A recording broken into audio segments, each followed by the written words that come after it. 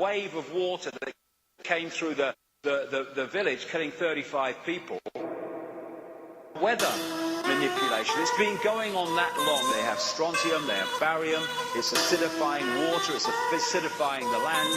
The ability to generate precipitation, fog storms on Earth, to modify space weather, and the production of artificial weather, all are part of an integrated set of military technology. They're spraying chemicals in nanoparticle form. The government is using HARP to be starting a storm. The water shortage is a topic they're complaining about, but they don't even want to stop it. They're creating the drought. Planes now make clouds when they spray out shit. You can see it cause it happens every day now, kid. You can read the patents and see what they say about this. They make towns sick, it ain't safe to stay around this. Every nation in every region now has a decision to make.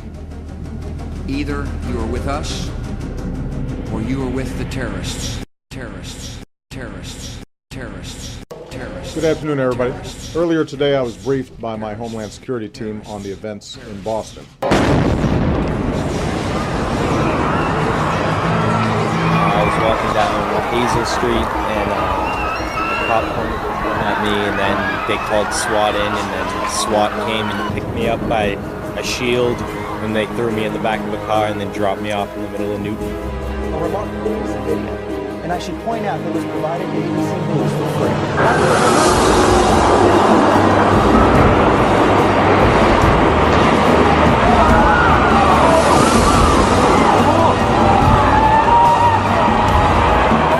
We must speak the truth about terror. Let us never tolerate outrageous conspiracy theories concerning the attacks of September the 11th. Malicious lies that attempt to shift the blame away from the terrorists themselves. Away from the guilty. To inflame ethnic hatred is to advance the cause of terror. The war against terror must not serve as an excuse to persecute ethnic and religious minorities in any country. So what did I think? I figured, fuck it, while I'm at it, why not just shoot my buddy? Take his job, give it to a sworn enemy, hike up gas prices, bar him a village, club a baby seal, hit the hash pipe, and join the National Guard. I could be elected president. The hate of men will pass, and dictators die. And the power they took from the people will return to the people. And so long as men die, liberty will never perish.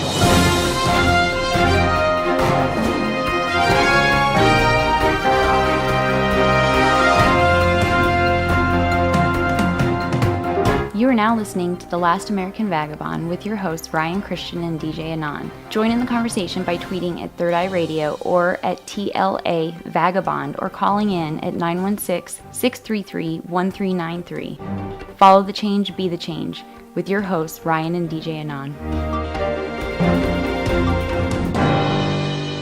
We are told in this modern age of Huxleyan Orwellian control that if you doubt that your government has your best interests in mind, then you're an extremist and likened to domestic terrorists, simply for exercising your constitutional rights. Yet as more are awakened to the sinister and malvoyant nature of those who pose as our protectors, the question arises, are we no longer the minority? We are told to be quiet, to keep our conspiracy theories to ourselves. Yet could it be possible that there are now more of us than them? Today, 84% of Americans do not believe the official 9/11 story, just as the public did not believe the Warren Commission and the official story about JFK in 1963, as 80% felt that to be a fabrication. The government has been ignoring the American people a lot longer than we might realize. Are people just beginning to open their eyes? Or could it be possible that we have always been the majority, but are only now beginning to see that we not only have a right to speak out, but it is a moral imperative? Speaking out will lend courage to those hiding beside you, to stand and acknowledge the steady rise of the American war machine. The United States has meted out more violence in the 20th and 21st century than any other entity. Thanks to the events of that day, whether they be considered a false flag or were merely allowed to take place, Americans have experienced a rapid erosion of rights and loss of liberty, all falsely in the name of security. The passing of the Patriot Act and others like it ushered in a new American totalitarian plutocracy as we witnessed a complete and absolute overhaul of U.S. military doctrine. As Ken O'Keefe would say, for me, 9/11 is the litmus test. No other issue provides an opportunity for us to see the depth of integrity of anyone who speaks on a public forum about the truth surrounding this event. The actions of that September day awoke many things in the American mind. And now, with no sense of shame or irony, it has been renamed Patriot Day. Yet perfectly so, as that shameful day in American history will be remembered as the day on which the patriot within us all was awoken, and the shift in consciousness will soon to follow. Welcome to The Last American Vagabond. Today, our topic is 9/11. But before we dive in, I would like to introduce our guest. He is the founder and creator of Wide Awake Media, which is a groundbreaking new media platform that began with Awake.dating, a dating site specifically for truthers. And they are now about to launch Awake.social, which is a meeting place and forum for like-minded people to gather. Welcome to the show, Jared Fidden. How are you today? Really well, Ryan. Really, thanks for having me on, mate, and great intro. Thank you, sir. Mate, you really struck the issue at the heart there. I think we've got to, right now we're sort of building, aren't we, mate? There's people waking up en masse. It's a really special time to be alive, to see all these people opening their eyes and not being afraid to research and at this point at least talk about things, even if we're not acting. Absolutely. Yes. And that's I think that we're kind of hitting a point where we're flirting with the idea of critical mass. I know that's something that people don't like to hint at, but I definitely think we're getting to a point where more people are awakening than ever before, and it's exciting. Yeah, it's nice if we can get the idea out to the mass. They say it only takes 8 to 10% of the population to persuade an idea. Yeah, absolutely. I think the information now, obviously the ubiquity of the internet has certainly helped the information be disseminated amongst all of us people who want to know, who are, sort of aren't afraid to go looking and then, accept the inconvenient truths when, logic dictates that we must. I think right now, whether we bring about some sort of positive overall humanist change, I think there's a real potential, at least in the information sharing, to at least alert and awaken and educate each other to the point where we're not subject to the same degree of suffering or of issues that we have in life due to the problems that we encounter. Right. Absolutely. Well said. I say let's go into your website a little bit and let the listeners know what's going on there. And this is definitely pretty exciting. I know that Jimmy Fallon has spoken about the website on this Tonight Show. I know that Vice just recently did an article about you guys. It's really kind of exploding. Oh, it's really strange because the mainstream media is not my market. It's not us, my wife and I. We made Awake Dating. We created the site. We poured everything we've got into that business because we just knew that it was so needed.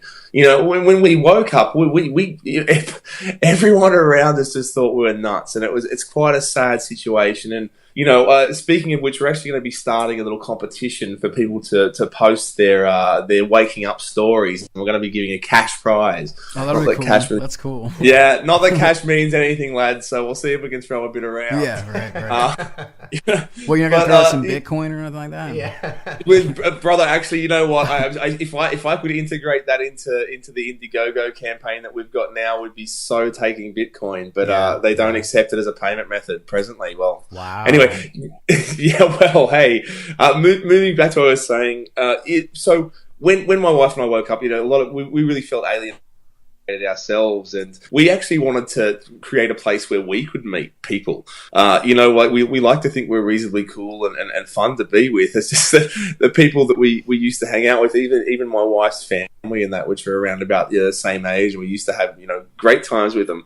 And just things become so much more laboured. That's probably a nice way of putting it. When you have a different worldview, fellas. You guys be encountering it every day. I do. My wife does. Obviously, it depends on who you associate with, but you've got to think how many people, out in the general populace are awake. Well, that's the thing, Ryan. That's what you're hinting at. How many people is it? And, we're definitely bumping into people more every day, aren't we? Absolutely.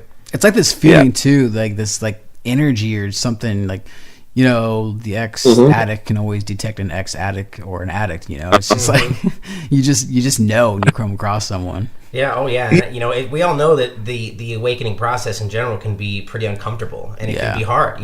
People look at you different. You look at other people different. You start to feel like a vibrational difference between each other, and it's palpable. You can absolutely feel it. That's exactly the words I was going to use, Ryan. You took them out of my mouth. It's a palpable force, I think, bringing us together.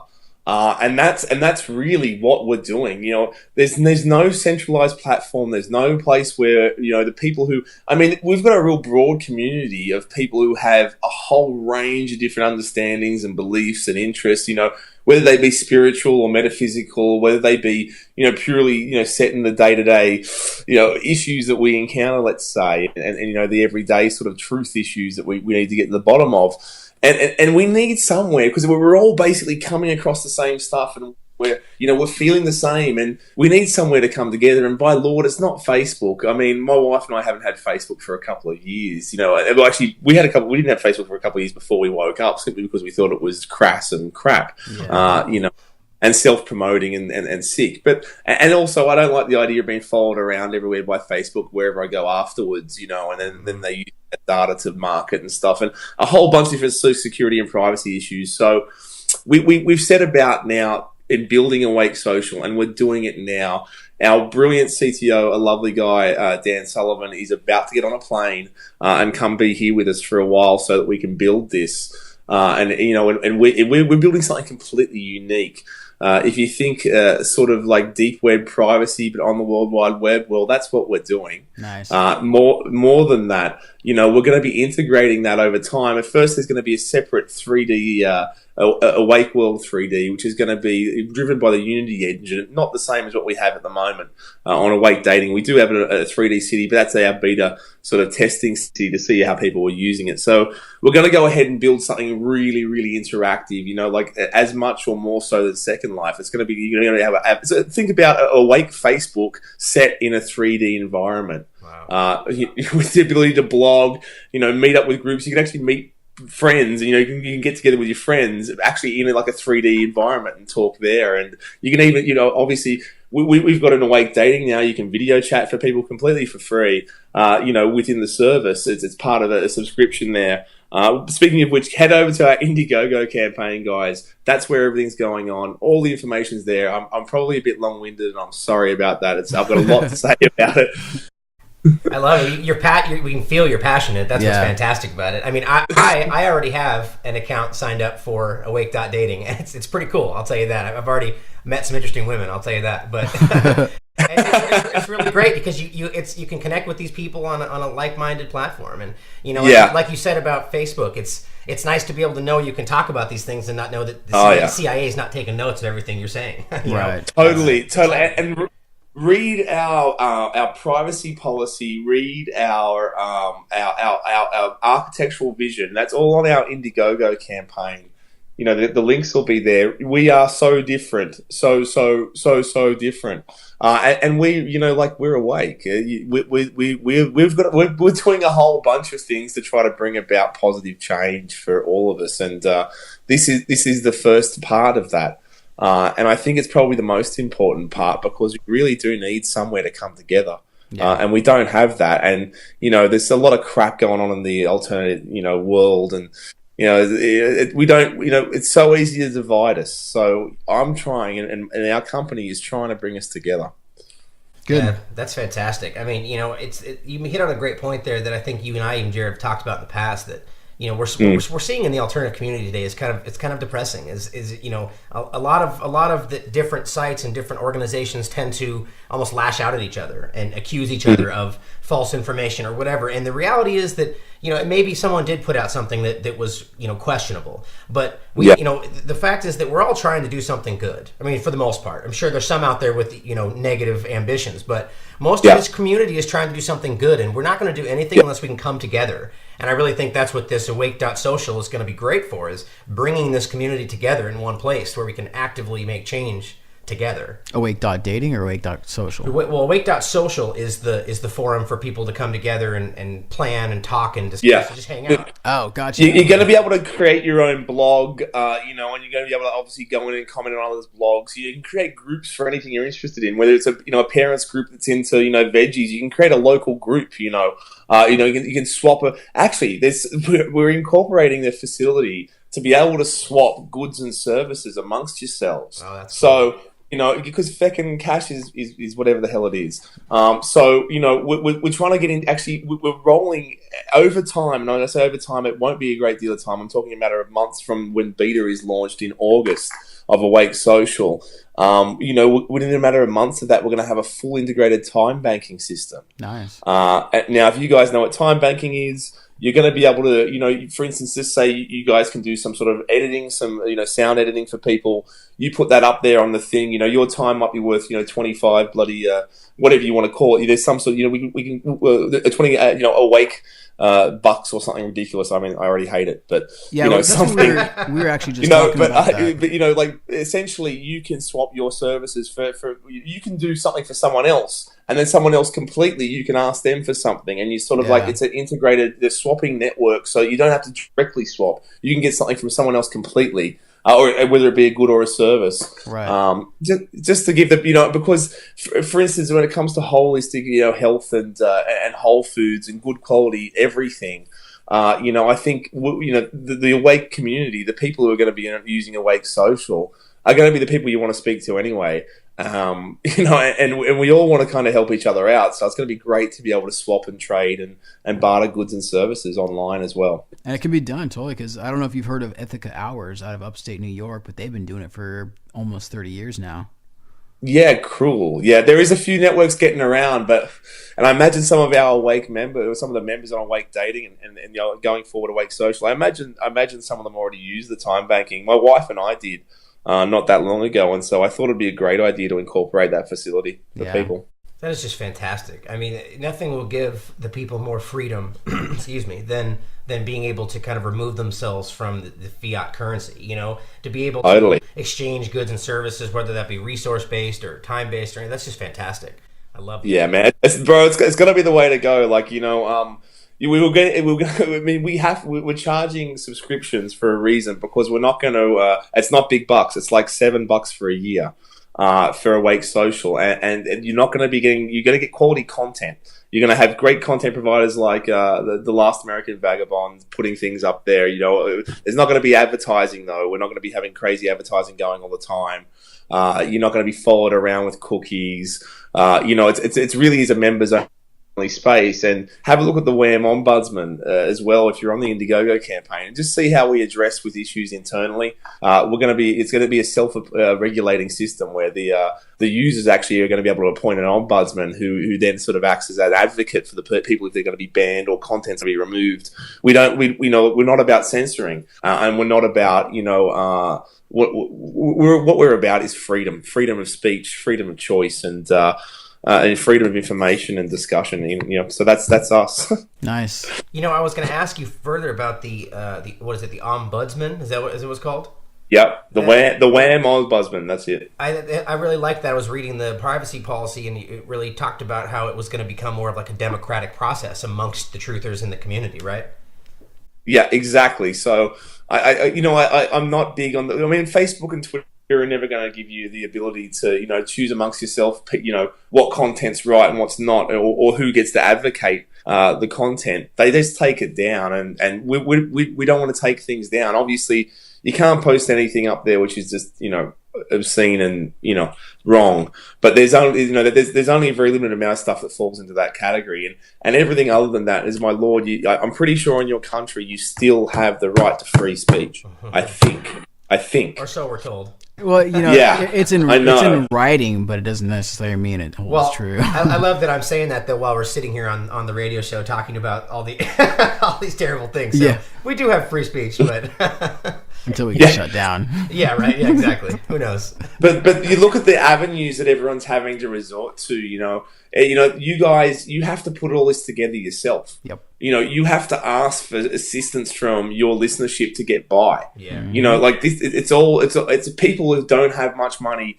They're learning it all on the fly. They'll have skills. They bring that to the table, and they're making content. And I think my company's trying to bring it, a little bit to the other level. Which one actually? And this is what you were hinting at too in your opening. It's why I really liked it. It's about sort of getting our content and sort of truth content to the mainstream audience. So it's the new media revolution. It's bringing alternate media into being new media. Yeah. And that's how we have to see ourselves. We can't be, we're alternate media. Yeah, bullshit. We're not alternate media. You look at how many people now subscribe and watch, all the different content providers that we do, and you know that we're no longer alternate. We're the new media. Mm-hmm. Absolutely. Nice.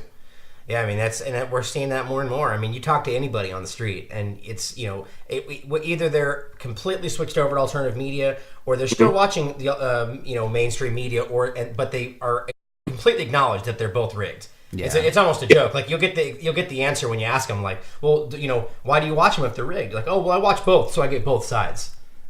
Well, it's just like, yeah, right. Yeah, right, exactly. It's kind of like the people that still watch, I don't know, Judge Mathis or Judge Judy. Judge Judy. They know it's not real, but hey, what else are they going to do to zombie out at 1 o'clock in the afternoon? Yeah, lads, we haven't owned a TV now for probably, I'd say it's 2 years. Nice. And like, mate, it's great when you're throwing yourself into work as I am now, but at the same time, I don't want to be going and watching Nibiru stuff or bloody like the feds collapsing or whatever. Sometimes I just want to watch stupid stuff, and I admit I might still go and watch Family Guy or something online, something really bad, which I know. Yeah. Well, at the same time, man, I'm picking it apart as a media guy. I'm sort of going, look, see, they're trying to tell you this. They want to get you to think this. Yeah. Oh, look, then you'll love American Dad. Then check that one out. Yeah, right. yeah, same thing. American Dad's the same. It's all propaganda packaged in a sweet format. Yeah. Yes, sir. Yeah, I actually just watched 13 Hours just to see what kind of propaganda would be spread through that, and it's crazy. It's I don't even know what it is. What's 13 Hours, mate? It's the story of Benghazi, essentially, and it's just jeez. It's just crazy how much they try to highlight one that it was like prior to them being there was just this crazy war torn, terrorist run area, which is not what it was before we basically overthrew him. But it's just crazy. It's an entertaining movie, but it's obvious to see the kind of message that they're trying to send. Yeah. Like, here's the truth about Benghazi through these attractive actors. It's like it's a joke. Yeah. That's another thing too to research is crisis actors. Have you ever gone down that? Mm-hmm. Yeah, that's fun. Yeah. Jeez, it's the guy. Well, I can't remember his name. The one that rocks up apparently after his daughter's been shot, and he's having a good old laugh. That's before the camera comes on. And then, okay, big breath. And it's like, what the... Like, I know. That's... who's that gent you've got over there? I'm really sorry, guys. I ingest that much content that... My wife's fantastic with the names of a lot of the people, and I just, they all just skip me. The guy, he's a former inspector or something like that for the school system over there, and he's going on campaigning... trying to get some light shed on the shootings over there. Do you know what I'm talking about? I didn't even hear about that. Yeah, not off the top of my head. I mean, there's been a few people essentially doing something like that, but I don't know which one you'd be referring to. Like a superintendent of schools type. For the Sandy Hook thing. Sorry, for the Sandy Hook incident. Do you know what I'm talking about? Yeah. I think Alex Jones has covered him a bit. Yeah. Not off the top of my head what his name is. Yeah, exactly. But go ahead. What were you saying about him? Oh, it's grand. No. I was just saying, like you look at some of his stuff and his content, the things that he brings up. I mean, there's, I suppose when we look at all content, I was asked recently this by I don't know, it was one of the bloody reporters doing a job on Awake Dating, and they asked me, sort of what sort of advice would you give people? They didn't end up printing the reply, but I'll give it now. What sort of advice would you give people when they're going out there? It's the same thing that we all know anyway. I mean, I don't even need to say it. Just you employ critical thinking. Always, of course, follow. Who is it that will benefit from this? Employ critical thinking. Some sound judgment. And a whole lot of, I want to say heart or soul or something, but what fits right, it's just what sounds right and true. Well, what? It probably bloody well is, Grammar, logic, rhetoric. All right. Yeah. We all know. We all have that innate sense of right and wrong in us, whether we think so or not. Yeah. It doesn't come from some man in the sky or what we're taught. It's, it's innate. We know. It doesn't come from a bunch of words written on a piece of paper either, fellas, does it? Hell no. Yeah. Well, if you guys want to check out Awake.dating or Awake.social, make sure you go to The Last American Vagabond. We'll have it right there on the right side of the page, and we'll have those links in the show notes for sure. I'm excited about this. I don't know about you guys, but it's something that I think is what we need moving forward. It's a place for us to gather that's secure. So you'll definitely see me on there. So give me a like and a comment when you see me on Without Dating. Thanks heaps for the plug, Ryan. I mean, I know you do believe in it, mate. I know you're not just plugging this because, you're a nice guy. This is something really cool. There's potential here. And we're doing it a certain way. We're doing it through Indiegogo. We're not doing it through conventional funding. We've already poured tens of thousands into our venture at the moment. And we do need people's support. And I'll tell you this, it's coming. No matter what, it's on its way. And it's going to be groundbreaking. It's going to be revolutionary. Nice. Well, it's exciting. Absolutely exciting. Well, make sure you check it out, guys. Let's move on to 9/11 and enjoy this conversation a little bit. It's such a lovely conversation to have. Well, it's one of those topics that it really defines the truth of these days. I mean, there's a lot of different things that can be said about it, but I think it's pretty widely accepted as like the catalyst that kind of started this awakening process. Definitely. And it's amazing to see where people stand on it. And that's why I love that Ken O'Keefe kind of quote is, it's the litmus test. And I really agree with that. You can really gauge someone based on their responses to this because there's so much obvious misdirection and misinformation in this topic, which, you can't right off the bat say that misdirection, misinformation means that it was a false flag attack, even though that's what I probably personally think or do personally think. But it simply just shows you that we're not being told the whole story. Yeah. All right. And so it's just something that you need to focus on. So you're going to follow us down this list today and just line them all up and then compare them to yourself. And it'll be pretty clear to you that there's lies being told. And like always, do your own research. Absolutely. Totally. Don't believe anyone or anything. Do it for yourself. Especially us. Yeah, for real. Don't trust anybody, Do your own research and verify everything. Yeah. Well, I would say that the first topic that comes to mind for me that's the real, the ones that really stand out, especially the person that doesn't know much about this, is the idea that inside traders knew about attacks before they happened. So what have you guys heard about that? The put options, right? You're talking about? Exactly. Yeah, so it was just the day before the plane attacks, quote unquote attacks. American Airlines and United Airlines both had massive these put options, which basically is a legal term for gambling. Like you're betting against your own stock to fail. Who bets against their own stock to fail unless they fucking know what's going on? Right. I mean, a put is essentially a way for you to like lock a price in place prior to something changing, and it's almost always done when a price is going to drop. Yeah. And the idea is that then you can then resell them at the higher price and make the profit. So how many airlines are there in the world, and they just happen to pick the two, American Airlines and United? Right. I mean, they're the luckiest people in the world. Or, Would it not be a logical step for an investigation team of any level of competence to be following that as an investigative lead? You look at who these people are who did the stock options. You try to find out you question them. Where did you get your information? Why did you bet so heavily that the stocks were going to go down? These are the sort of lines of inquiry that if the investigation had more of the budget, it had actually a half decent budget, maybe you would have got to the bottom of this sort of stuff, or again, maybe not. Well, not only that, but it's not called the 9/11 Commission investigation. It's called the report. There was no actual investigation. Right. I mean, that report was dealt out beforehand. Absolutely, it's crazy. It's just one big joke. But it's to me that it's the idea that you have men in high places that have connections, and we all know. I mean, it's no secret that these people have connections and talk to people. That's at Bilderberg or wherever they gather, and they get into these kind of things and they get information. But the idea is that they're using that information to profit based on the demise or the attack of the American people, and it's a big joke, and it's one big red flag to me. It's one of those ones that gets swept under the rug.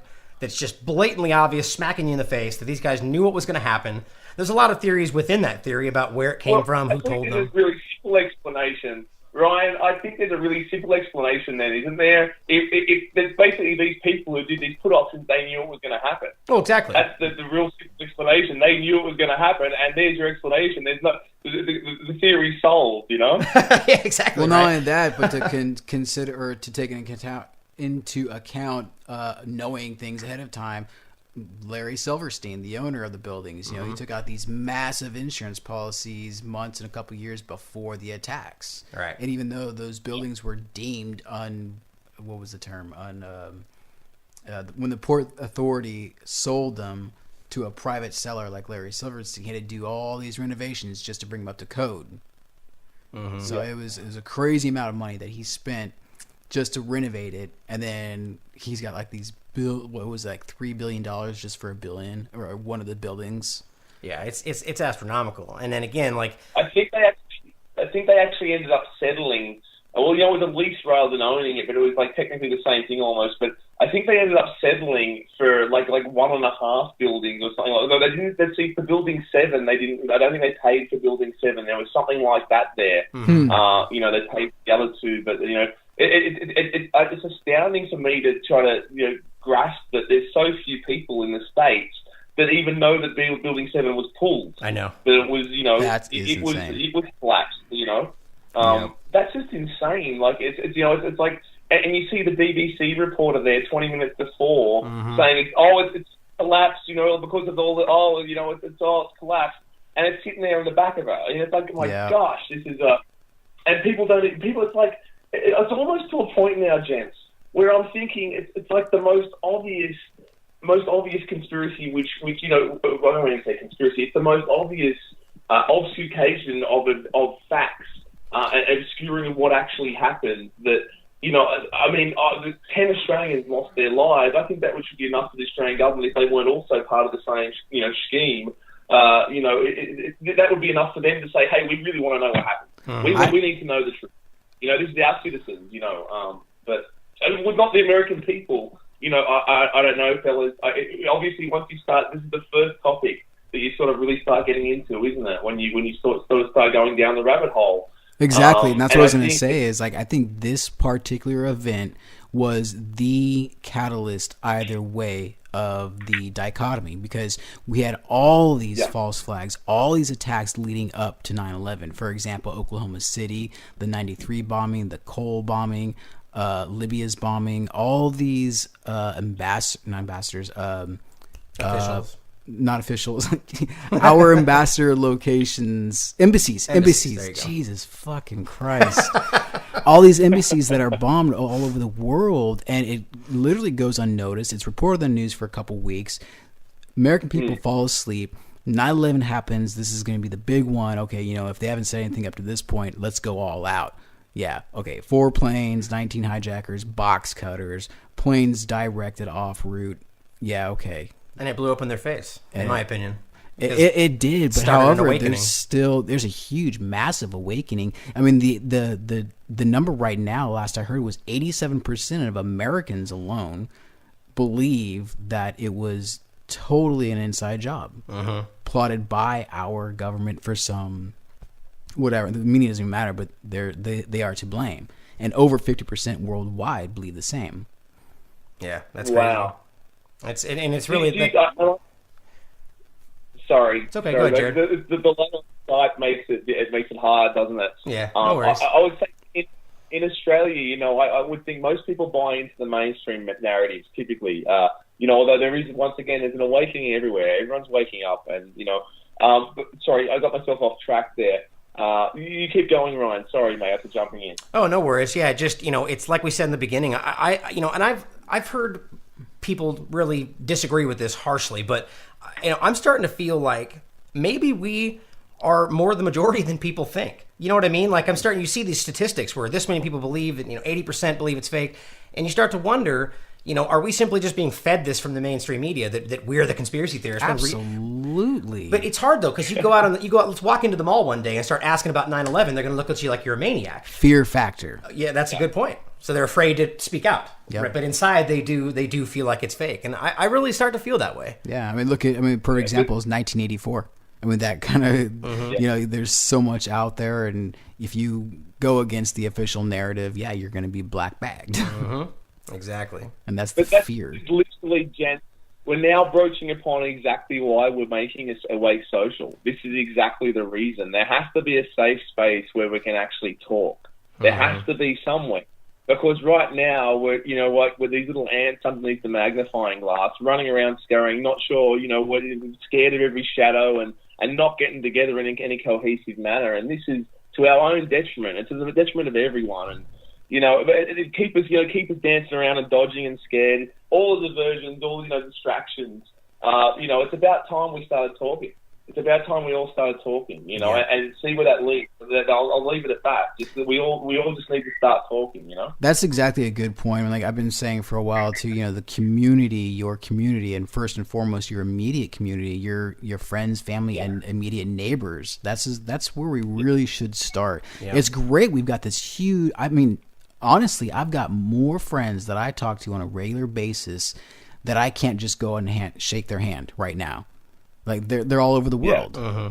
That's awesome to an extent where we get more knowledge and information, but there will be a day when this is suppressed and we won't have that communication. That's why the immediate community communication is so important for us to have that tactility amongst us. And we're seeing that happen right now, really. But I honestly think that one of the biggest problems within that scenario is self-censorship. We've got people that are so afraid, like you just said, like you walk up and speak to someone, you got people that are so afraid of being looked at like that. Or, the government doesn't even have to do anything besides, put out the threat that they, so they basically don't speak out about it. Or you go on Facebook and they decide not to put that one comment because, that may they know that Facebook is watching. So self-censorship is, we all need to stand up and start speaking out, together. It's the only way it's going to change. I'm pretty sure that underneath the U.S. Constitution, which is a fine document, I believe under that free speech I thought was guaranteed. I could be wrong because in this day and age, I think you've got things that replace the U.S. Constitution. Is they called the Patriot Act or something? Yeah.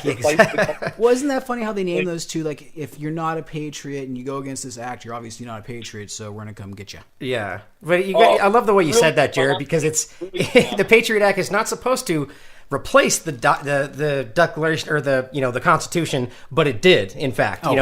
Completely. It was such an ambiguously written act. They can just overshoot everything that happens in the Constitution. It's a joke.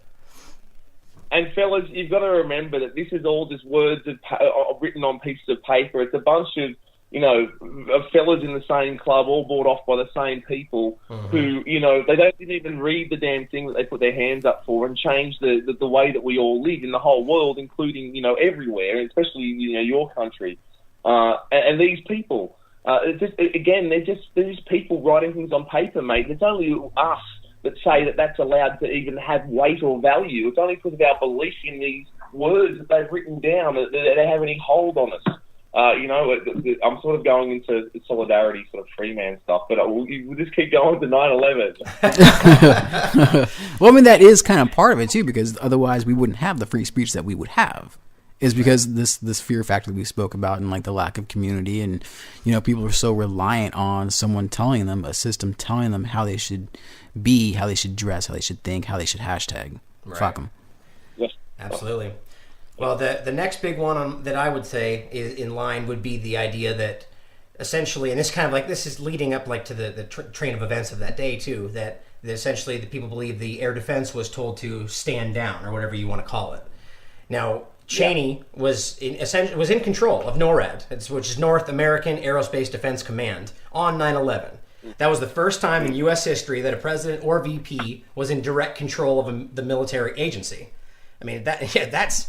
Wow. Again, you continue, follow us and line these up, and it's going to be a clear picture. I thought vice presidents were pretty much only as good as reach arounds. Yeah, pretty much. They're a figurehead in a way, but they do have certain things that they're supposed to be in control of, or dictate in general. But Cheney basically stepped in and ordered Donald Rumsfeld to allow him to take control of NORAD. Did you have that? Did you see the clip where some aide was coming up to Cheney during the plane's 50 miles out, 20 miles out, 10 miles out? Sir, does the order still stand? Yeah, it still stands. What do you think? Presidential Emergency Operating Center. You were there for a good part of the day. I think you were there with the vice president. And we had that order given, I think it was by the president, that authorized the shooting down of commercial aircraft that were suspected to be controlled by terrorists. Were you there when that order was given? No, I was not. I was made aware of it during the time that the airplane coming in to the Pentagon. There was a young man who would come in and say to the vice president, the plane is 50 miles out. The plane is 30 miles out. And when it got down to the plane is 10 miles out, the young man also said to the vice president, "Do the orders still stand?" And the vice president turned and whipped his neck around and said, "Of course the orders still stand. Have you heard anything to the contrary?" Well, at the time, I didn't know what all that meant. And The flight you're referring to is the flight that came into the Pentagon. Yeah. Did you see that, Jared? Yeah, I've seen it. I've seen it, fellas. Yeah, of course, I've seen it. Yeah, it's spooky. Yeah. I know. It scares the crap out of you when you read that. You know, I sort of saw it with the transcript, and I was just like, Right. You know, yeah. Yeah, but that's that's one of those. I mean, that's one that people will just discount. Like anytime you get proof like that's just like proof. No, what you know what, you guys? It's like, that didn't actually, I have 100% proof that Arabs, Muslim extremists actually did this. You know why? Because the FBI has the passport intact. The passport. Yeah. The miraculous passport where everything else is turned to atoms, except for the passport that somehow made its way out of the plane before the impact or something, and was amazingly miraculously found by an FBI agent. That passport, Yep, that one. Lucky you've got that. Yeah. I just saw a really funny meme that said like the new indestructible, for police officers. It basically was a life vest made out of passports. It was hilarious. Yeah. It's such a joke. And then we start seeing that happen. The same kind of thing happen in Paris. And then you line that up with the drills taking place. It's always the same thing. Yeah. I mean that was also happening on the day of 9/11. The CIA was doing simulation drills of planes crashing into both the World Trade Center and the Pentagon. Oh, I heard a whole that, week and then the same day. I mean that's just astronomical. Yeah, I heard every single agency was doing a drill that day. Yeah, it wouldn't surprise me. Every NORAD was, the FAA were doing drills, FBI, that's why they were there so fast, and everybody was doing a drill. Yeah, the FAA was definitely involved because that's what people say is that they supposedly they thought that it was a drill that day. That's why they weren't alarming anybody. I mean, the best part about it all is that then you have Bush the day after going up and saying, or not the day after, but I believe it was close afterward, basically saying, that's never been researched. No one ever thought of planes crashing into buildings. That's crazy, and it's like, it's Condoleezza Rice did the same thing. Nobody in our government, at least, and I don't think the prior government that could envision flying airplanes into buildings on such a massive scale. I don't think anybody could have predicted that these people would take an airplane and slam it into the World Trade Center, take another one and slam it into the Pentagon. But that turns out not to be true. U.S. military planners did envision and practice those very scenarios. One of the selling points of the Twin Towers back in the late 60s was it could be hit by planes and not crash. and not tumble. It was engineered specifically for, I believe, a 707. Yeah. I think it was, but it was the biggest plane they had at the time, and it was engineered to, in the way the construction of that particular building, it should have been able to be able to maintain its form and structure by being hit by multiple planes. Yep. But I'm not an expert. Again, I'm relying on expert evidence when I speak, and again, everything's opinion. So kiss my ass, anyone listening who's hasn't done research. But that's the reality, fellas. I mean, the buildings themselves. I mean, we can move on to that because I find that really interesting. And when I say interesting, I mean scary, because I know what an implosion looks like, and by God, I'm by no means an expert, fellas. Thermite dust. How about the thermite dust? Yeah, I know. Oh, that was actually the next on my list here. Is what Jared was alluding to, is essentially that they. The idea that they went down by controlled demolition, not by plane. Yeah. Did you already mention the comment, Silverstein's pull it comment? I did not. I thought, for some reason, I thought I heard that in my head. I remember getting a call from the fire department commander telling me that they were not sure they were going to be able to contain the fire. And I said, we've had such terrible loss of life. Maybe the smartest thing to do is pull it. And they made that decision to pull, and then we watched the building collapse.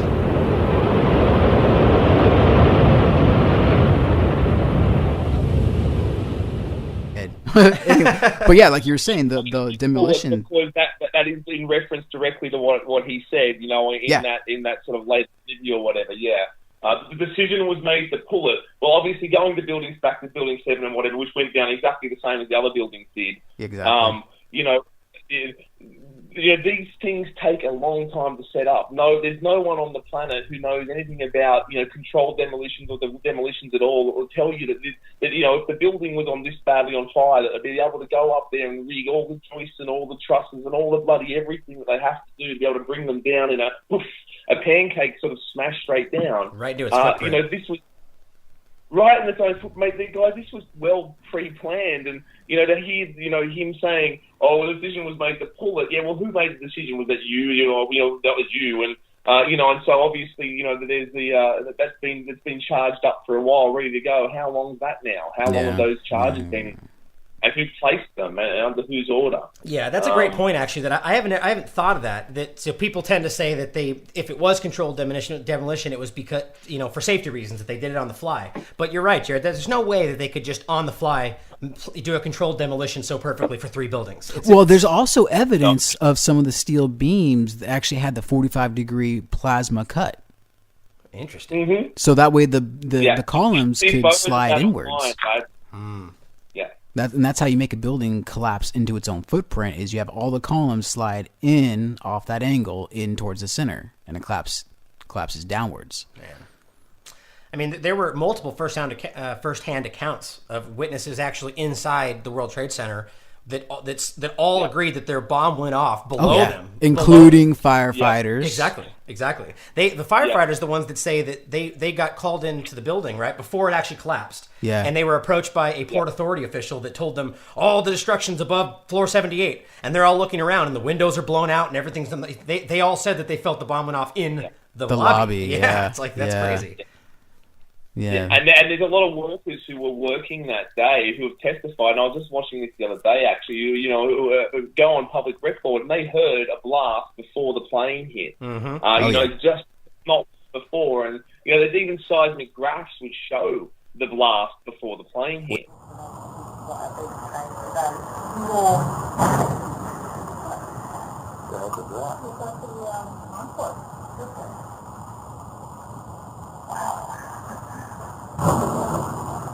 Sound like some crash. Hey, can I get you autograph also?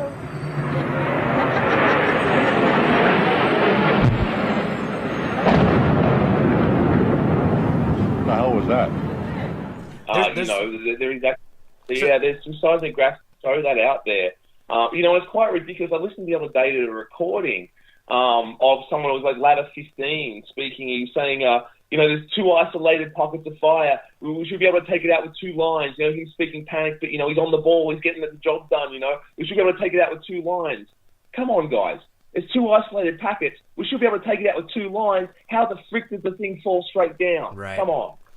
Yeah, the sound recording, there's a couple of those where you could actually hear the blast before the plane, and you can hear the plane, like you hear the blast, and then you continue to hear the plane flying, and then hear it hit. And that's what all the people would talk about, is that they heard it. And there were people that were in there in the building, felt the explosion beneath them, and then felt the hit above them. So, to me, that actually in a lot of ways disproves the idea of there not being a plane. Yeah. But I've seen a lot of stuff to support that as well. Well, that's right. But there was also a lot of work, like a lot of elevator shaft stuff going on then, too. Mm-hmm. There was a lot of, work of some sort going on for, weeks beforehand.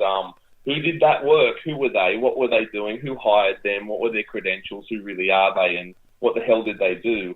Because that, obviously there has to be some way that you can do it. And again, speaking of, based on what, architects and engineers, and there's obviously that very, that big alliance over in the States who are trying to get the truth out or get a proper investigation launched. These things take a long time to get ready. These aren't things that, so obviously there was access, there was people getting access, and that's a good trail that should be followed. Who were these people doing this work? And where the hell did they come from? Yeah, there could have been. Who's to say? Geez, I believe almost. Oh god, yeah. Okay, so let's do a little recap. We got the insurance, we got the put options. The NORAD standing down. The NORAD standing down. And then I was going to do two more things on the plane. What you were saying, Jared, is there's actually a lot of accounts from those same people talking about explosions coming directly from the elevator shaft. Right, including that Willie Rodriguez guy. Yep. And that just falls into the point that they were in there doing something for the whole, it makes so much sense. All right, so yes. And let's add more. I mean, we're focusing here on the Twin Towers. Let's go on to what else happened supposedly on 9/11. Gold. Let's go on to... So, so I was looking the other day, Flight 93. You know, I think it was Wally Mayer, I think it was Wally Miller or Mary Miller. I think it was. He was the county coroner, and he was out there like one of the first on the scene. And he said, "There's no bodies. Yeah. There was like no seats. There was no engines. There was no plane. What he saw, he directed quoted description is something akin to, it just looked like someone had dug up a big pile of trash or something. Someone had dug a big hole and put trash in it, and that's supposed to be a plane crash, fellas." I know. Well, actually, I heard too that this recent guy I was watching, Christopher something, he was saying that you can actually see photographs of that same exact ditch back from the 90s when they used to mine in that area. And all they did was shot a missile into it or something. Because there was no debris, no big debris at least. And like you said, Jared, the coroner, and not only did he report nothing there, but if there was nothing there, why would he pass off this investigation right off to the FBI immediately the next day? Mm-hmm. There were first-hand witnesses.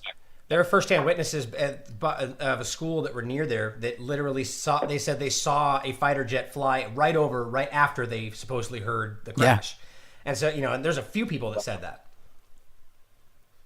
Wow, but I didn't hear that evidence, guys. That's great. It's sort of when I hear the missile thing, the first thing that comes to mind when it comes to this whole scandal is the Pentagon. Whenever I hear missile and 9/11, I just think Pentagon straight away. Right. What is your thoughts on that, fellas? The Pentagon, actually, I just watched this thing today, is a lot of the evidence of it being a plane can't hold because the approach that it had and doing maneuvers that it did coming up from New Jersey, I think it was 250 nautical miles, 250 knots faster than maneuverable capability of that plane. Mm-hmm. There's an entire site about pilots speaking out against 9/11. Yeah. Oh, that was the site. Yeah, 9/11 pilots truth or something like that. Yeah. I'll have that in the show notes for you guys to check out. The one thing that for me, the Pentagon in general is the biggest red flag. This top to bottom scientifically does not stand up. It doesn't make any sense. Oh, they just happen not to do the renovation on the side of the wall where they're doing the money investigation for the $2.4 trillion missing dollars. Right. Now, that's in case you guys don't know that's Rumsfeld literally the day before disclosed that the Pentagon couldn't find trillions of dollars. And the exact location where the documents got hit by a plane. And now check this out. The other two planes, Tower 1 and 2, the main, what you consider the main target could be these massive, one floor each, in each building were massive computer storage banks of data. Right. I'll just jump in there. And how about Building 7 then, which was housing all the CIA and it was headquarters. Internal investigation into like the whole big banking scandal and fraud and crap that happened with the big collapse. Or there was investigating all this sort of stuff. More to what you said too is that all this together, it's obvious that they're what are the odds of one of those locations being hit that had really sensitive material that applied directly to what we were talking about, let alone all three of them. It's just all four. Yeah, all four. Yeah, which makes me think then. So let's expand this. I mean, where do you think? Okay, first of all, let's just say 93 had a destination. It didn't crash in Shanksville or whatever. Okay. What would that destination be if four buildings came down, four targets got taken out? What would be the fifth target of that other plane? What do you think? I would say that there wasn't even a target. I mean, if this happened the way that it did, it happened like that for a reason. Yeah. There was something they were trying to hide or do. I mean, there's a lot of talk that theories that all the planes were essentially replaced with drones. Oh, so 93 could have been not fall guy, but the sympathy factor that, oh, don't worry, some of our citizens were so strong they took out these hijackers. Exactly, that's a great point. So it's proof that there was hijackers. Yep. There you go. That's exactly. They would just, and I remember watching that before I was awake, watching the film of it and being really emotional and that, and identifying with them. And fellas, this is probably why I'm probably personally passionate about this, is because I remember when this happened, and I watched it damn well happen live, on Australian television late at night, and mate, I remember crying my eyes out. Really? I remember, yeah, man, hard, and like I remember it now, even though I'm saying it makes me emotional. It's fucking horrible. And, I feel really hurt, and I feel really ripped off and fucking lied to. And I know that there's just so much it doesn't stack up. And, if this is not just a key indicator to people, that things aren't the way that we're told every day, and you're still being told things, go and find something the hell out. Don't let someone tell you the truth. Go and find it out yourself. I don't know. Maybe something's wrong with me then, because I remember waking up for work that morning, walking by the TV that was in the kitchen, seeing the second plane hit, and they had the little pictures of the person falling out from the tower because they jumped or whatever. And I thought, I didn't think anything, I didn't feel anything about it. I was like, that's bullshit. Right, and I went to work. I was with you. Yeah, Jared. I was pretty upset. I reckon that's almost a victim of our society. You see so much violence, you see so much horror, you see gore, you play games, you do this. The media's constantly flashing you images of someone beating on someone, something.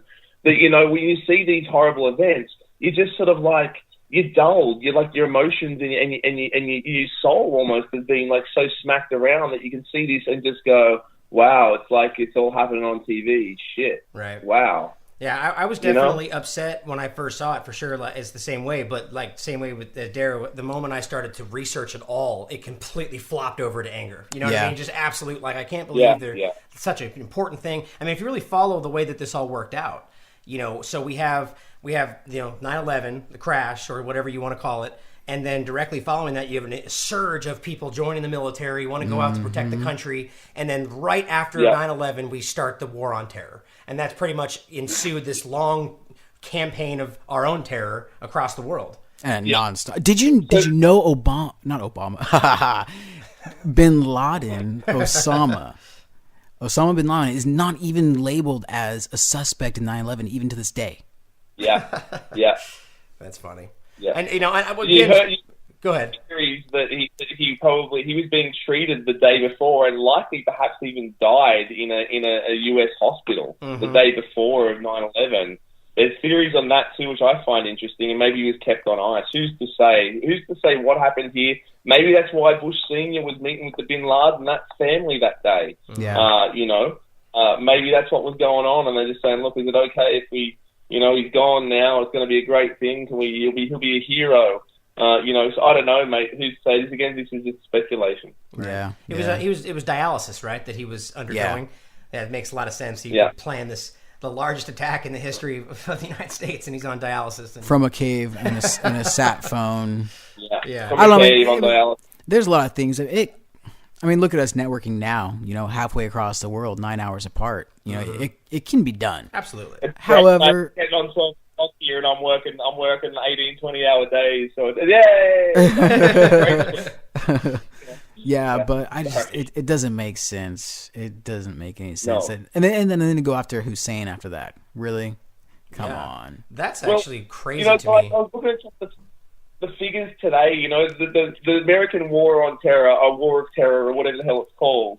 It went on and it killed up to, I've seen figures anywhere from 500,000 to 2.5 million people. Yeah. That, in the associated conflicts that have arisen since this event. Yep. And how many people died on 9/11 again? And supposedly it was 3,000 roughly. Mm-hmm. And then so what? A couple of million people. And remember, hundreds of thousands, if not more than hundreds of thousands or millions of these said figures are innocent civilians. Yeah.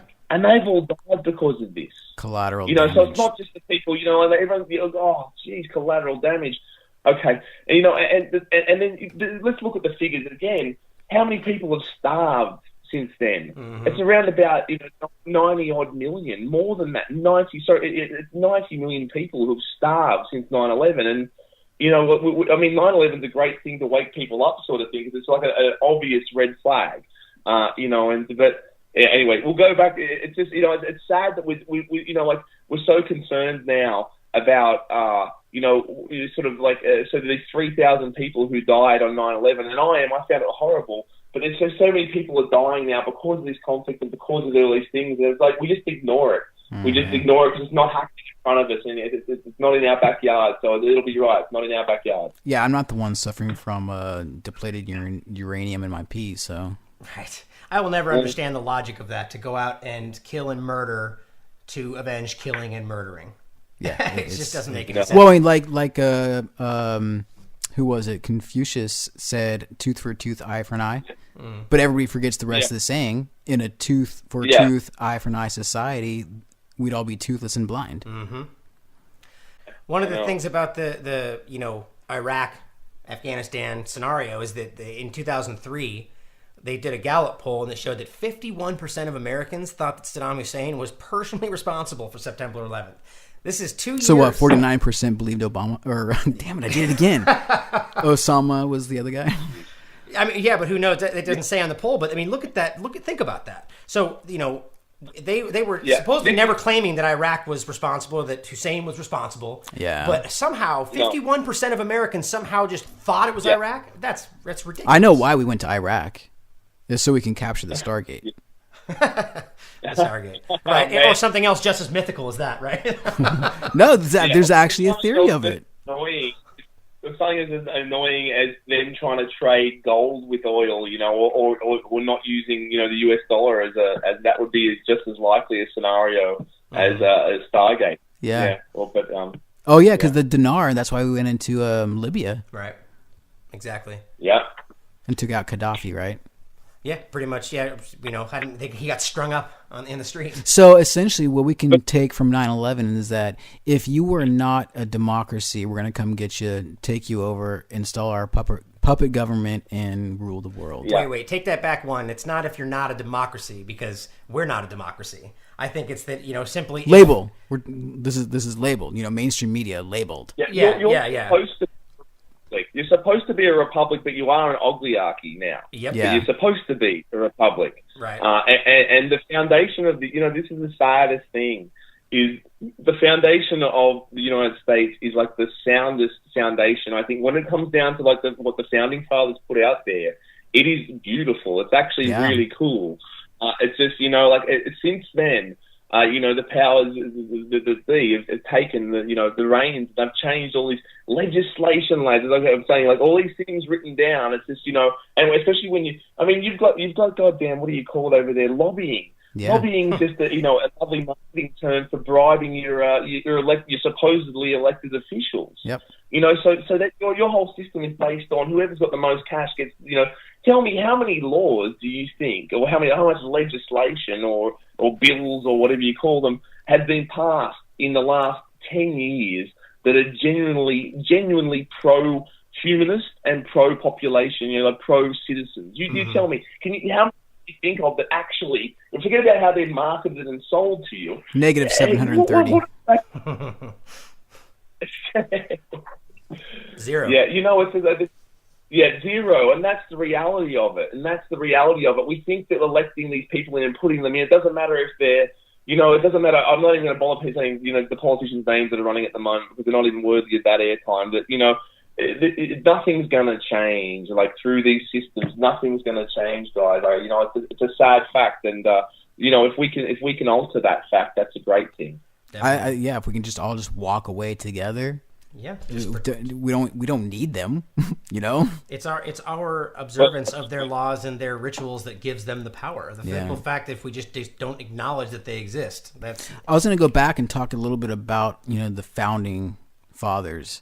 The Constitution, the Bill of Rights, and the amendments up until the 13th was all good. Uh-huh. However, you notice how fast it degraded, which was pretty much post that generation that came up with it. As soon as they were out of power, as soon as they were out of office and all that good stuff, everything changed.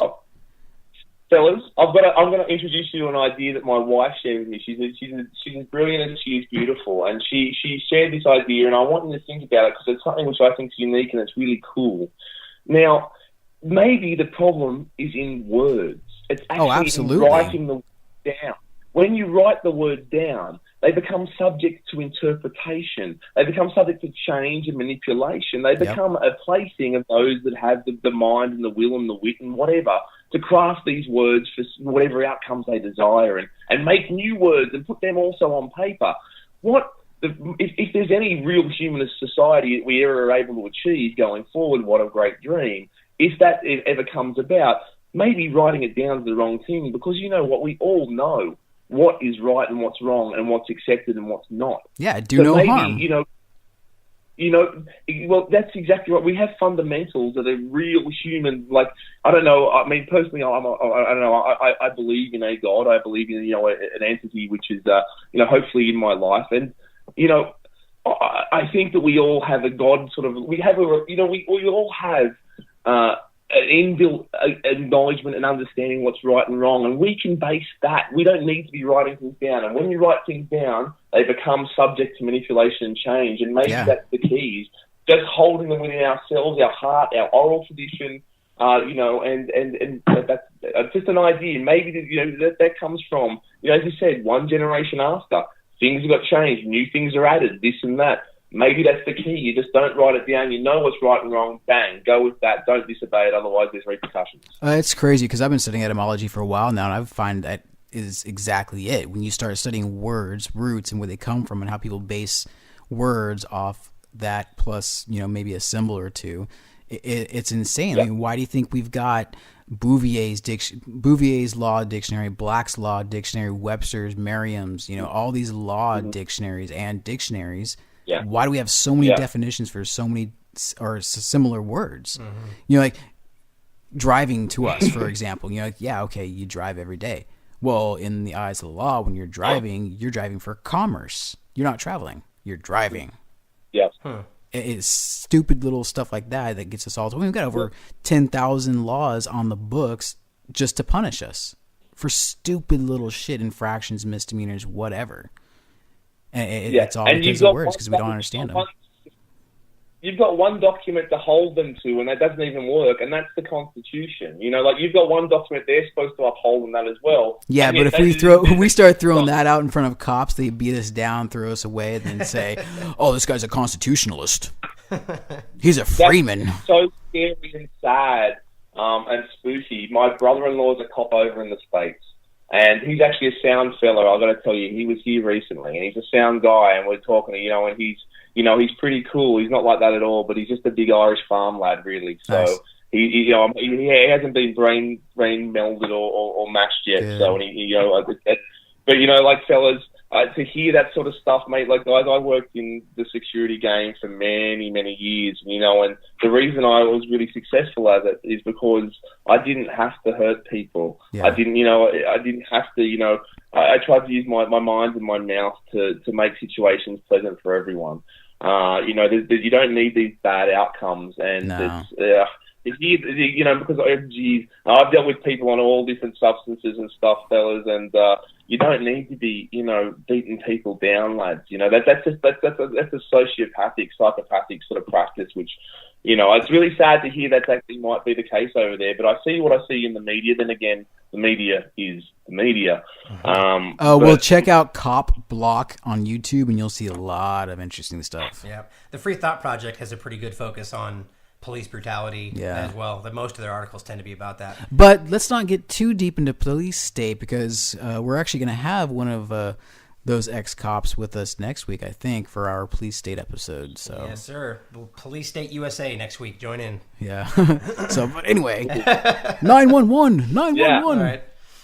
Well, I mean, the next line of thought that I was thinking of is kind of jumping into the idea of the Israeli connection, Mossad agents. Now, what do you guys know about that? Before we get too deep into racial issues here and ethnic racial issues, we are not promoting anything other than what we are saying. Well, one great thing that Ken O'Keefe that he made a clear distinction on when he was talking about a similar topic is that, look, Zionist is supposedly the politically correct topic today. And it's, the idea of if someone being Jewish, there's actually a bunch of different ways they can be, you can be Jewish by faith, by religion, by heritage, so calling someone Jewish or things like that, it's not a negative term. It's not a racist term. So just get that out of the way before we get in. Well, and Zionism is pretty much a political party. Exactly. That you happen to be Jewish. Mostly a Khazar Jew. So there's a big difference. Big difference. So what have you guys heard about that connection? Well, it's interesting. I'll say this. It's interesting to think that, there was no Saudi intelligence people arrested or anything. They're making a big beef over now about these 28 pages. Right. There was no Saudi people, no Saudi, diplomats or, attachés or any of this sort of stuff, or any intelligence agents, arrested after September 11th. Right. Even though there's 15 out of 19 were Saudi. Right. Yeah, well, supposedly, and yet 9 of them are still bouncing around alive all over the world, happily, supposedly, as well. But I don't know. That's an interesting little thing there too. But going back to that, but there was, I believe, 16 or 20 Mossad agents that were detained by the police and local authorities that had, no knowledge of they were actually, agents of another government. They were just detained on suspicious involvement of this somehow. And that I find an interesting thing. Wasn't the van? Ryan, you told me about this a little early, or we discussed this before a phone call. The van that was pulled over that had the explosions, and weren't 2 of those passengers also Mossad? Well, as far as I understand it, and again, like we always say, we're basing all this on secondhand information by people, but the report was that they were Jewish Israelis that were caught, not necessarily Mossad, but that they were Jewish Israelis who were caught with explosives in their van and then let go. Because that's, no danger there. I didn't hear explosive in the van. This is the whole thing, isn't it, with having fragmented information and not having any proper investigation. It's all of us poor buggers trying to, patch together the truth. Right. This is what we encounter everywhere, isn't it? But I did hear that, the side of the van I know was painted with, it did have 2 towers, the twin towers, and a plane. It looked like it was about to hit or was flying by or something, but they're flying by so far, close that you'd be able to, see the passengers from the twin towers. But I know that, and I didn't hear about the explosive. That's more. I heard they were filming it, as far as I know. Yeah, and I believe that was a different. They were filming and celebrating, and there's a whole both here and in Israel. Yeah, and that's that's in itself is doesn't necessarily prove anything, but that's pretty frustrating for people that are dealing with this and they're watching people celebrate the death of their families and their loved ones. Don't you find it interesting that the 9/11 Commission report isn't called the 9/11 Commission investigation? Yeah, it's a report. They're just telling us what. Yeah, they're just telling us the official. Apparently it was written by this one guy, Paul something or other. I can't remember his name. All these names I always get lost unless I have them written down on Braille sticky paper. But apparently it was pre-written. The whole report was pre-written. Man, I mean, that's a whole topic on itself. I mean, the whole thing was delayed, underfunded. Just a massive conflict of interest from top to bottom. So it's and you had people resigning basically from the get go. You had people, the ones who and these are again people who are sort of like picked for what they think is going to be the outcomes they want anyway, and they're running for the hills straight away, and then. You end up spending way less on it than what you do on Bill Clinton's blowjob investigation, and that's just insane, isn't it? It's the biggest attack on U.S. soil by somebody, and you spend less than you do on oral investigations. I don't understand. Yeah, I honestly think that the commission report in itself and kind of following into the push for war on terror was, like a systematic kind of wiping of history prior to that. You know what I mean? Like they basically were more so talking about what they didn't want to talk about, like the idea of the fact that we essentially funded and created Al-Qaeda, against Russia, or the fact that, that everything we did led up to this happening, or, the whole concept of the supposed Al-Qaeda infiltration, Doesn't Al-Qaeda actually mean database? I read that. It's and apparently, it's supposedly, again, this is all based on our research and it's speculation to a large extent, I think, on some parties anyway. But, I heard that the database, and it's apparently the database of the CIA. The sort of people on the payroll, so to speak. That's funny. It really shocks me how, today it's still kind of brushed off like it's not true, but it's common knowledge that Al-Qaeda and even today with ISIS was funded, whether directly or indirectly, by Western forces. Yeah. Right? So the fact that we just pretend like that doesn't happen, you'll never hear that on mainstream media. You will never hear them allude to the fact that, Al-Qaeda, ISIS, or any of it has any ties to Western forces. And to me, that's shocking because that's a huge point. Did we already not settle the Iran-Contra scandal? Wasn't that already proven? Come on. It's all these things, though. It's like they'll continue to say it's not true for 5 years, and then people are like, oh, that's not true. Yeah. It's like they don't even bother to look at the research anymore. Just the narrative, they sell them over and over. That's what our manipulation TVs are all about. Media making everyone dumb in America. Yeah, right. I like that. It works so effectively, lads. This is, I went back to uni or college. I went back to college as an adult, in my 30s, and since then I've wanted to be involved in the media, and now I'm sort of channeling that into what I think is obviously the right channel. So I'm trying to do something proactive here.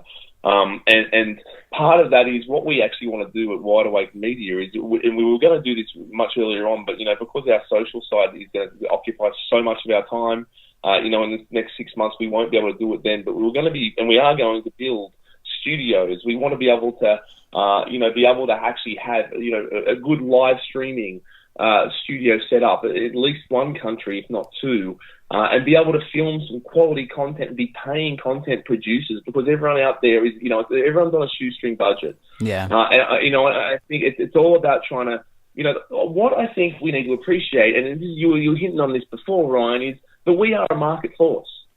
The awake community, if we could even call it that, this awake community, these people who are sort of, spiritually in tune, and they're mentally getting things, and they're starting to, realize what's going on. These people are a market force. And I think we need to start, providing the right things to the market, because they're not out there now.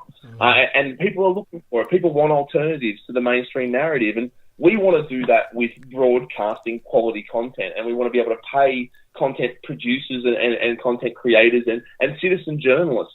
And I've actually got a couple of documentaries lined up to film right now, some really cool ones over here where I'm residing in Ireland. And, so that'll be a lot of fun too. But we want to actually do this as an ongoing venture where we're broadcasting at least, we're starting off, say, 1 to 3 hours a day and then ramping it up. But this is a down the track sort of thing, as I'm saying. Right now, we're too focused on getting the social network built, because through that, there's so much power.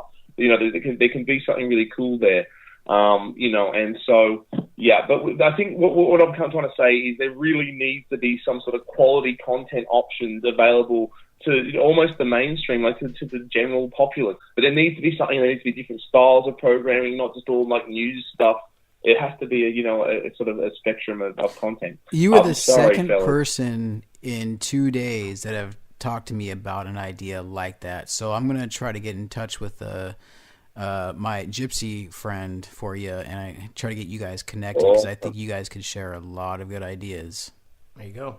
Cool, man. This is what it's about, dude. This is what it's all about. That's awesome. Awesome. Interconnection. Yeah. Exactly. I mean, it's funny. You just, made the point right there, Dara, that really we are strong together. Individual, we're not. Yeah. So through these kind of networks is how the only way that we can really make change happen. So I don't know. You put me in the front seat with David Rockefeller or Rothschild. I bet you I whooped the ass. In the front seat. Yeah. Yeah. Yeah, maybe because he's like 99 years old. So. I don't. He's on his fifth heart. Whatever. I'll take him. The point for all to take out there from listening to this is simply that, like we always say, all these together only clearly show you that we don't know what happened. Not that, I have my opinions. I mean, I'm sure you will probably know out there what mine are, but we're not trying to say that this was fake or this was that. It's simply that you don't know the truth, that you're being lied to. And if these facts we just went over don't tell you that, then you're lost, I think. Yeah.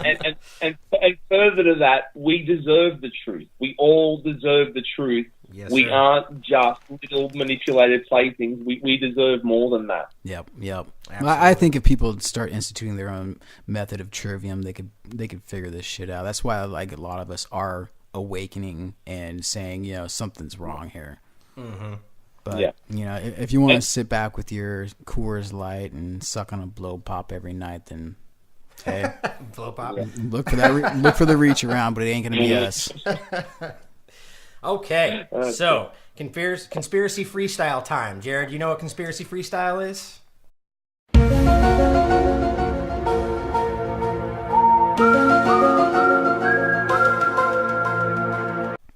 Run me through the rules, mate. It doesn't sound like there are any rules. It sounds pretty freestyle. Yeah, right. Freestyle, exactly. There are no rules. Yeah, there's no rules. We just have a bunch of topics that are like the top 100 conspiracies. We've got them in a nice, you'll like this, Kelly Green Irish Derby hat. And so we got all these conspiracies listed on a piece of paper, and he's going to draw one, and he'll pull it. I love it, lads. I actually had an idea on exactly the same for a TV film.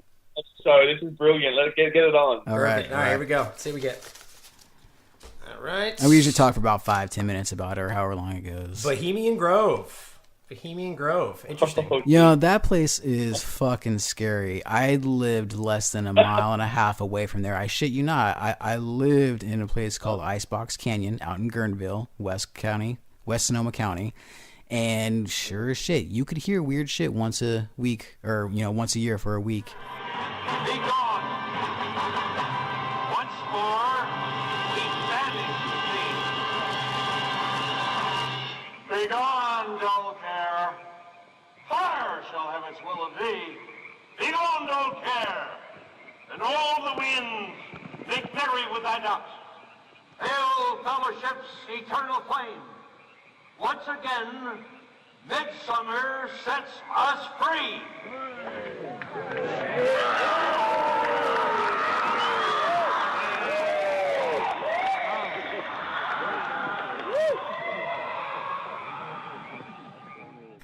I know it was. Really? Oh yeah, screaming. You can hear the torches burning. So what I heard, obviously, is a little more heightened, or whatever you want to say. But you could hear it from a mile away. Yeah, this is an interesting one. I mean, for most of these that we tend to pull, I shouldn't say most, but a lot of the ones we pull, I don't necessarily fully believe. Like that one's a little off the topic, but this one for me, it's one that a lot of people will just be like, that's one of those crazy conspiracy theories. But this one is very real, and I assure you. I mean, this has been covered by mainstream media. As much as I'm not a big fan of Alex Jones, he was the one that actually broke the story where he, kind of snuck his way in there and got actual footage. And because of that, I lived there after that point. And, whenever you drove by on Highway 12 going out to Monte Rio, you were diverted because you couldn't get so many miles within this place, within this retreat. Like if you went on to the road leading to Bohemian Grove, they would turn you around. There'd be Sonoma County sheriffs all over the place, along with private security. Well, for those of you out there that don't know what Bohemian Grove is, this is essentially a spot where it's a location where, the powerful collect in private behind closed doors and supposedly talk about, policy. They basically enact policy in the world, which they're not supposed to do behind closed doors. Yeah. And, we're talking heads of state, captains of industry, just major players in the world stage, and they collect themselves in this little group. And it's shrouded in secrecy. That's what's crazy, is that they, up until recently, they did not know, it was one of those conspiracy theories, right? Yeah, and they just, it didn't exist. And you get offhanded remarks from whoever you ask, where it's like, oh, I don't know what you're talking about. And the next guy will say, oh, that's secret. And it's like, well, right there, half of them deny it, half of them think it exists. It's pretty crazy. Yeah. There's actually an article in the Washington Post where it literally says Bohemian Grove, where the rich and powerful go to misbehave. Yeah. And that's mainstream media right there. It's just and also it was just not even 2 years ago they announced the female counterpart Bohemian Grove down in Central America. Interesting. I didn't hear that. What is that? I just look up female Bohemian Grove. No, I'm sorry. That was horrible. That was really bad. I apologize to everyone listening. I just had to do that. Right. But this is one agent provocateur. Damn you! Yeah, right. yeah. Yeah, it's somewhere in Central America, though. I believe, like Belize, maybe, or Buenos Aires. No, I don't know. I know it's there though. It's called Freemasons have they have a female. The women sort of do make food and that when you're in a lodge meeting and you come down and everyone sort of eats together and that, and they have their little thing and they actually have there's some sort of organizational title, or their name and stuff and whatnot. And I imagine they have some sort of hierarchy or that within that as well. It could just be, like the master of the lodge's wife. But the Bohemian Grove is another league altogether than the Masons. I mean, my family were Masons, and that I don't see that as, I don't even know what the hell it's about, to be honest. Mm-hmm. But I think Bohemian Grove is sort of another thing altogether. I think Bohemian Grove is sort of like the ultimate elite occult boys club. Oh, definitely. Absolutely. They burn baby effigies and owl bonfires. Yeah. And There's a lot to suggest a lot more than that, really. I mean, like you just said, the elite kind of occultist boys club, really, when you break, a lot of the things you'll hear from people like Bill Clinton and people that have actually said things, whether they meant to or not, is that there's a lot of occult activity as well as just general pedophilia and homosexual acts. And I know that's shocking to people that are, obviously this is a conspiracy show, but this stuff there's been pretty documented accounts of people that actually spoke out about being there and seeing these things. Yeah. Richard Nixon is literally recorded saying, look this up online, there's a recording of him saying about he doesn't ever want to go there again because it's so fucked up. Exactly. He didn't want to go back because of homosexual acts and all the weird things and called them freaks or something like that. Yeah. You can't deny stuff like that. Absolutely crazy. And that's Nixon, man. Come on. Yeah, right. And if he doesn't, you ain't got Nixon to kick around anymore. Yeah, that's it. I know that anyone that takes willingly takes off the gold standard and turns your currency into bits of flair. Right. Really, God, if he's scared of it, that's all right. And starts the war on drugs and everything else for the most part. Yeah. But so who else? Yeah. Who else has been known? Who else? Let me remember who else has spoken out about this. Spoken out, or just been caught recorded saying something about it or whatever. Reagan. Do you remember the clip about Reagan? Yeah, I was going to say that. Yeah, go ahead, Jared. No, I was going to say that Reagan, but I mean, it's funny because there's a little bit of speculation as to where he sat. And when he, whose boy he was, so to speak, and when he was, different people's boy, and but he was definitely there, and I think you've got a lot of the British heads of state as well, and other countries. Oh yeah, Kissinger, right? Yeah. I mean, the ones I know of, Newt Gingrich has said things accidentally before. Like he's been recorded both saying it doesn't exist and then saying it does exist, which I love. Yeah. I think that's classic. Yeah. He's even recorded saying that the reason Donald Trump will not be the president is because he's not part of the quote unquote secret society. Right. Which I think is just classic that he'll deny it one day and then say that someone's not part of the club. A majority of CFRs go to or the Committee of 300 also go to Bohemian Grove. Right. Yeah, I mean, so that's another connection.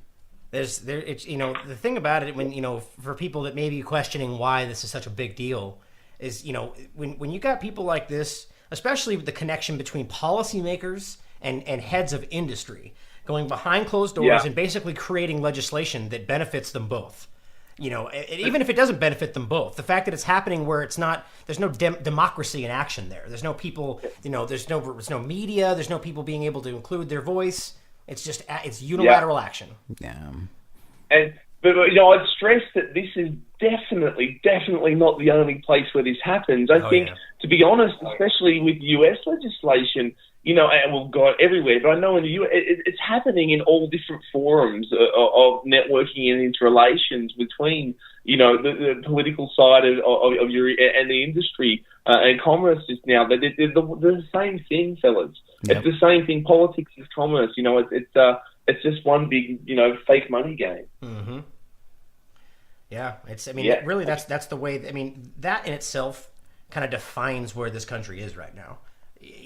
Everything we're seeing right now is completely tied in with big business, big pharma, big marijuana. Whatever these things are starting to become, it's big business essentially controlling policy. Yeah. And that's a scary thing. I mean, you're seeing things happen in the medical industry where people are being subjected to negative, being forced things they don't need or want simply because it's a policy or the fact that these people will lose money if you don't. Mm-hmm. I mean, that's very scary. I mean, you're losing rights. So yeah. how is it different? I was going to say... It's bad delay. I was just going to say, and if you speak out against this, you know, you can have your kids taken from you. You can be imprisoned. You know, you can be denied. You know, other essential services and government assistance. You know, and that's happening in Australia as well. Yeah, that's what I was going to ask actually, because you know we just did a show about medical kidnapping. I was going to ask you about how that compares to either Australia or Ireland. Well, I don't know about medical kidnapping, and God, that's a real frightful term, isn't it? Mm-hmm. But you know, I do know that, you know, in Australia, well, I know a few things about what the you know, like your Child Protective Services have done over there. It just horrified me. Some stories I've read recently about a woman expressing her concerns over chemtrails in a you know, at a school. I'm sure you're aware of what I'm talking about. Mm-hmm. You know, and having a child taken from her, and then you know only supervised visits. What they do have in Australia, which is, you know, sort of a personal concern to me because of my sisters. You know, I have two sisters. They have like 4 kids each, but one of them's got a couple of younger kids, and you know, and they get a level of government support, you know, and they take that away unless now this is the new legislation, unless you get your kids vaccinated according to the schedule they tell you. Oh yeah. You know, if you know.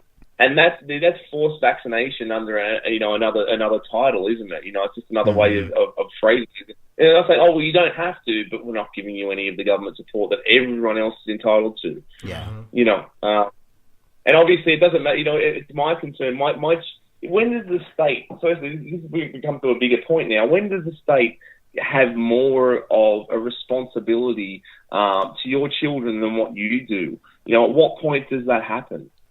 When they signed on with the Hague Treaty. Right. We're seeing that in every regard right now. Absolutely. Yeah. I mean, that is what's happening right now. And they're completely telling every American that they know what's best, and that if you disagree, they will take your kid away. I mean, and it's that, I know that's extreme sounding and alarmist, but it's not. I mean, that's the thing that it's, you know, it may sound alarmist, but that's because it's alarming. You know, this is the truth. It's what's happening right now. And everybody's so willing to say that's fucked up, but they're not going to put their hands up and stop it. Mm-hmm. Yeah. So that just shows how deep we've all been, you know, brain screwed, doesn't it? Yeah. If we can see these things happening, I think a lot of it's got to do with, like you said, almost the critical mass and the momentum. You know, we don't know. You know, like when we did the market research, if you could even call it that, for our ventures now. You know, it was really hard. Even when I hired some people to try to help with it, it was really hard to get good data on sort of how many people are active and sort of in this market. You know, and that, you know, and all we know of is like sort of the stuff that we've watched, you know, and all the things that we showed, the sites that we've visited and stuff like this. And so it's hard to get a grasp on how many people are actually awake now. Mm-hmm. You know, how many people right now can we say, you put their hands up and say, yeah, we're aware, we were awake, we know what's going on, you know, and hey, let's do something, let's stop this. You know, actually, you know what I've noticed, if I can interrupt really quick, what I've noticed about that particular point is when you're walking around or you're meeting people, there is now this air about people where you just know. And no matter how you connect with the person, like this guy I just met yesterday or the day before, as soon as I got on the phone with this guy, I knew we were like-minded. It was this weird energy connection that we had. There it is. And it's starting to come about now more physically every day when you meet someone. So I think that's so now we got these two sets of people. We got us and we got the people that are not quite awake yet. And as far as those not quite awake, you know, they say it's only 8 to 10% to create critical mass in persuading a population. So you only need that 8 to 10% to convince everybody. Interesting. Mm. Well, I think you know, I'm really worried though about there's two things to be. When I say worried, I don't want to worry anyone, but there's two things I'm concerned about. One would be the level of sort of absolute, you know, control of the rhetoric that they have in the States and of the mainstream media, and therefore the general, you know, mindset of the average person. Yeah. That would be one concern, and the other one would be if these people are definitely not stupid. If anything, they're highly intelligent and they're fully capable of anything.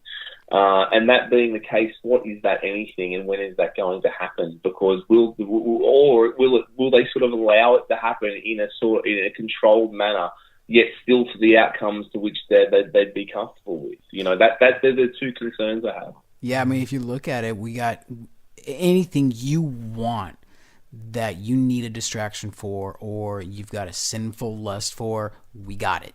It's right there for your taking, whether it be in front of you on your laptop or in your lap. It's there. Right. Everything is there for you. That's what's kind of scary. Eat the cake, lads. Eat the cake. Yeah, I mean, they're really just trying to, with every effort, it's to individualize us, to separate us out, to make us not care about outside of your TV, iPod. Really, like you're saying, you're being overwhelmed with sensory, whatever, like you said, pornography or anything like that. Like people always love to make the comparison between the United States and the Roman Empire, and the idea that it's essentially the same collapse happening. Oh yeah, where we're being so consumed with ourselves and. It's like the Colosseum and the slaves fighting each other, and all that was their big distraction. That's exactly what I said. I said, feed them cake, guys. That's what I was trying to say over here from the other side of the world, slowly on Skype. Feed them cake. That's exactly what's going on now. Yeah. But the best thing we can do, I think someone a lot wiser than me once said something along the lines of, tune in and tune out, or tune out and tune in. And I think what we've got to do, I mean, one of the best steps you can, one of the measures you can take in your life is to not be exposed to propagandized content. Is to make the conscious. My wife and I haven't had a TV for probably close to 2 years or something. We haven't owned a TV for a long time, and we don't want one in our house. We don't want one around our kids. We don't want one around us. If we will choose what we want to listen to and hear and what we want to know. Exactly. We just don't want to be fed, even as like a background thing, or even, it's hard to stay on top, though, of what's going on when you don't own a TV, because understanding the mainstream media narrative, you can just basically go to the direct opposite and you'll probably get it right. Exactly. So, it gives you really going on. You just go opposite to what they're telling you and go, okay, so that's what's really going on there. Yeah, it's funny that the father of propaganda and advertising just so happens to be the nephew of Freud. Yeah. Bernays? Yeah, Edward Bernays. Mm-hmm. Yeah. That's funny. Yeah, I know. It is. But, well, Freud, unfortunately, I'm born on Freud's birthday, so that scares the crap out of me too. But I tell you, I've got no issues with my man. No, see, that's kind of like that's kind of like you got a yin yang thing going on. So like, no matter how evil he was, that just puts it quite opposite for you, right? Because you can't occupy the same space. Well, on that lovely, whatever you would call it, trans kind of note. Yeah, I don't know how we went from Bohemian Grove all the way to Jared's birthday. Yeah, that's 7. Happy birthday to me. There you go. Right. 7 degrees of separation right there for you. Well, make sure you join in with us next week for our Police State show. Before we get out of here, though, Jared, do you have anything else you want to throw out to the guests about your upcoming? Yeah, give us all your info, all your contact stuff. Yeah, sure. Our dating site is obviously awake.dating. It's quite simple. It's just www.awake.dating. We're a secure site. But most importantly, head to our Indiegogo campaign, which is Awake Social. Go and check it out. Read our privacy policy. Read our architectural vision. We're very straight shoes. We're doing this now. We want your support. We need your support. But it's happening. It's happening right now, and we're employing some people who are all switched on, and they're all got the right minds about what they're doing, and they're doing it for the right reasons. And this is to make somewhere that we can all come together, and we can be ourselves, and we can be free to say what the heck it is that we want to speak about. Nice. And if we can make something productive come out of that, awesome. Cool. Thank you. This is something I definitely believe in out there, listeners. This is something that we should all be part of, that we really need to come together like we were talking about. All these links will be in the show notes, as well as on the lastamericanvagabond.com. We'll have a little link for the Indiegogo campaign, so you can go on there and help fund it. Make sure you tune in next week, 3 p.m. Check us out on Facebook and Twitter at TLA Vagabond and at Third Eye Radio. And follow the change. Be the change. Manipulation. It's been going on that long. They have strontium, they have barium, it's acidifying water, it's acidifying the land. The ability to generate precipitation, fog storms on Earth, to modify space weather, and the production of artificial weather, all are part of an integrated set of military technology. They're spraying chemicals in nanoparticle form. The government is using HAARP to be starting